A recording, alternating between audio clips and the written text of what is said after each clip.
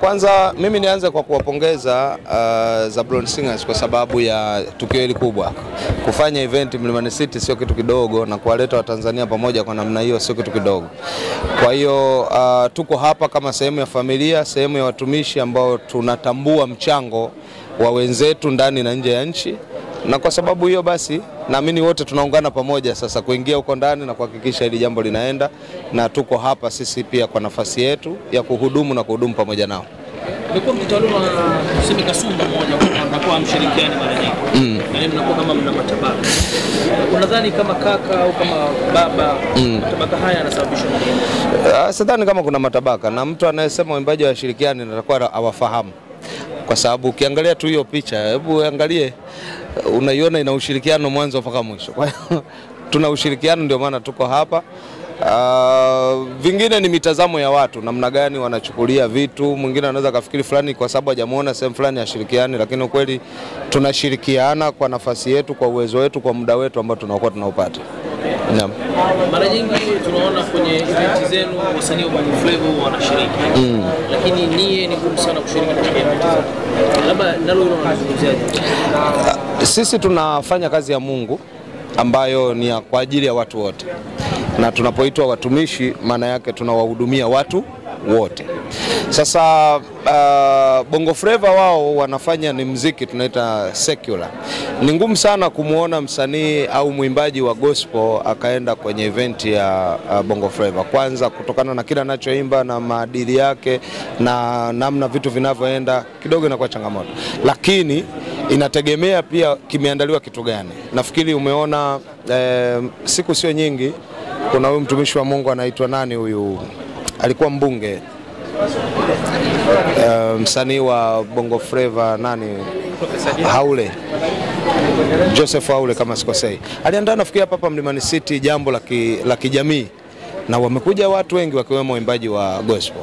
Kwa hiyo ukiona mwimbaji wa gospel kwenye events ambazo ni za Bongo Flava, inategemea theme ya ile event na nini ambacho kina wakusanya. Lakini mimi siwezi nikaenda kwenye event ya Bongo Flava ambayo ni ya music per se, kwa sababu itakuwa na kiuka kile ninachokifanya kwa ajili ya kuhubiri injili kwangu. Okay, zamani muziki ambao ulikuwa unapenya, sisi tunaofahamu yule Ambwene, nyimbo zote zile zilikuwa ni una recording kawaida. Sasa hivi live recording zimetawala sana. Na hisi live recording inaweza ikakaa kwenye nafsi za watu ikafanya vizuri kuliko kipindi cha nyuma unafanya recording za studio na pale. Chochote unachokiona kinafanikiwa, maana yake ndio wakati wake. Ni sawa na muuzaji anauza bidhaa ambayo sokoni kwa wakati huo inafanya kazi.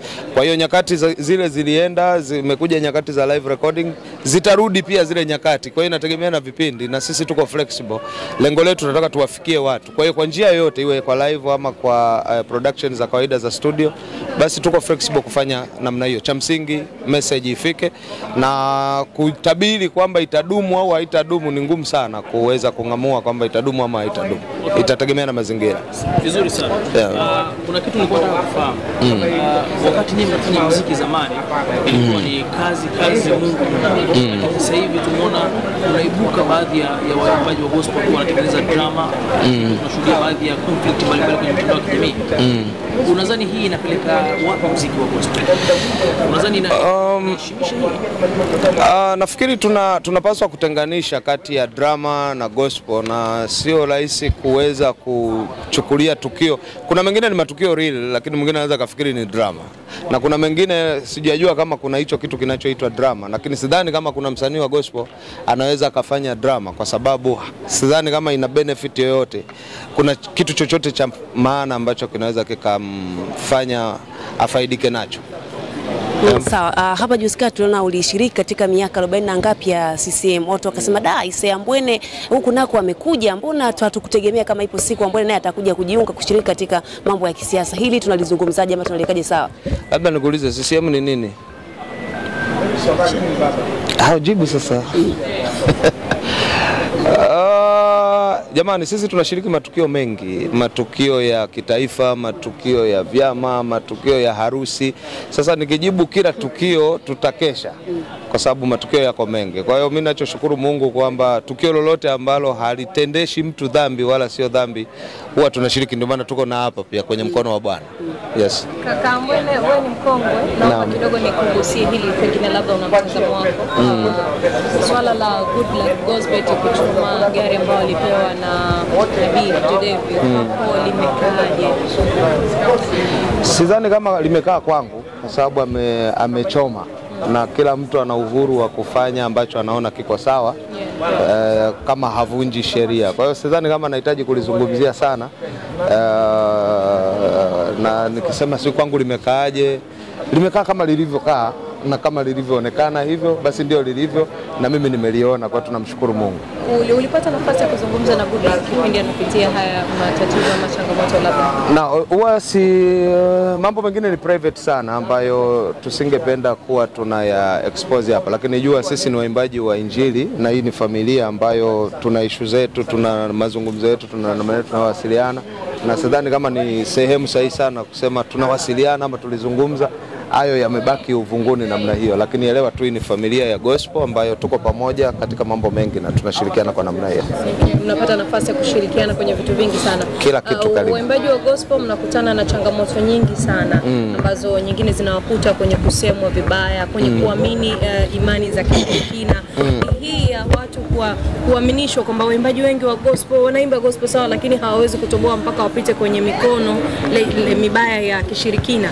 Kwako unaizungumziaje? Kwa sababu wanasema unaweza ukawa una nafasi ya kuwa huko sehemu fulani, lakini management inakupitisha wewe kwenye hiyo nafasi ama hiyo njia. Kwako hii unaizungumziaje labda? Kwanza niseme mwimbaji wa gospel ni mhubiri wa Injili, ni mtumishi wa Mungu. Nafikiri tumewapa labda nafasi kubwa ya watu kuwa wazungumzaji kwa niaba ya waimbaji, na mpaka mwisho wa siku wameondoka kwenye uimbaji wenyewe wa gospel. Ukishasema tu muimbaji wa gospel, sidhani kama anaweza kawa nahusika na mambo mazito na makubwa na magumu namna hiyo, na kama yapo basi huyo atakuwa sisi tuna msemo wetu kusema kuna mtu amevaa ngozi ya kondoo lakini ndani ni nani? Ni mbwa mwitu. Kwa hiyo naweza nikaishia hapo kwa comment hiyo, nisiende mbali zaidi, lakini mwimbaji wa gospel ni mtumishi wa Mungu anayemhubiri Kristo na ana maisha na maadili yake ambayo anapaswa kuzingatia. Niongezee swali la hapa kwanza kabla sijaenda kwenye swali jingine. Mnawaaminisha vipi watu waamini sasa? Kwa sababu tukitazama historia za waimbaji wengi wa gospel nyuma wanakuwa wanapata nafasi. Tukianza kwa Malkia Rose Muhando, alipata nafasi akawa kinara, lakini mwisho wa siku alikuja akapotea. Akaja akawa anazungumza ni management, kuna vingi alivizungumza, lakini pia tunakuja kwa ndugu yetu Goodluck Gozbert, naye pia hivyo amezungumzia kile. Tunawaaminisha vipi watu ili waamini kila mwimbaji wa gospel hapitii kile ambacho kila mtu anapitia, wengine wanapitia njia sahihi kabisa? Nafikiri jamii ndio inayotakiwa kubadilisha mtazamo. Mwimbaji wa gospel anamtangaza Yesu, wala hahitaji kumwaminisha mtu habari. Yani mimi ambaye nisitakiwi ni kufanye wewe ni kuaminishe habari zangu, kwa sababu mimi ni mtumishi tu.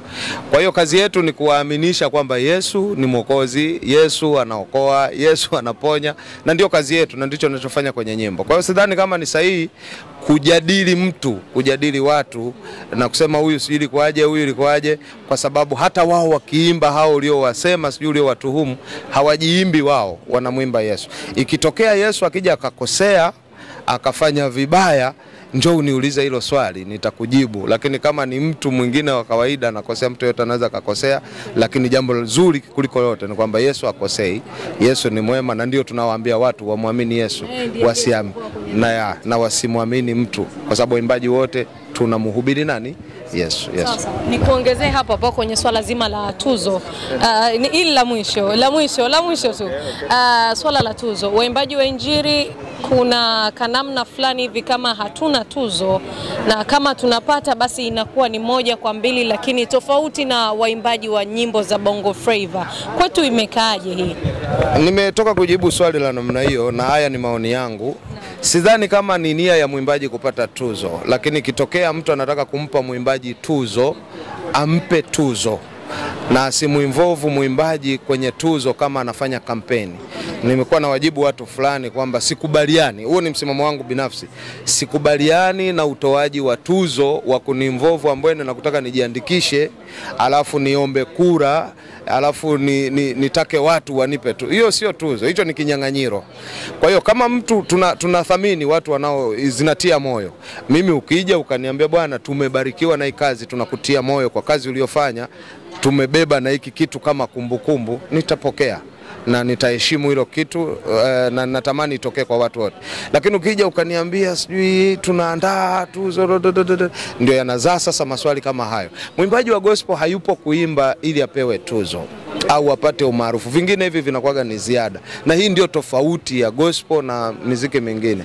Tatizo, tuna jamii ambayo inataka kutulazimisha sasa muziki wote tuuchukulie kama ni kitu kimoja, kitu ambacho sio sawa. Muziki wa injili una maadili yake, una miko yake, una namna yake ya kufanya, na waimbaji na watumishi wa Mungu wanapofanya kuna namna yake wanavyotakiwa kuwa. Moja wapo ya kipengele hakipo ni tuzo. Kwa hiyo zikiwepo sawa, zisipokuwepo ni sawa. Lakini kisiwe kitu ambacho sasa kimekuwa kama utamaduni kwamba kwa kuwa Bongo Flava wanapewa tuzo na gospel wapewe nini tuzo. Sisi tunayo tuzo kubwa ambayo wote tutaipata kwa wakati mmoja mbinguni kwa Mungu. Kwa hiyo nafikiri hiyo ndio kubwa zaidi ya kuzingatia. Hizi zikija tutazipokea, lakini zisiwe za kampeni namna hii. Sawa.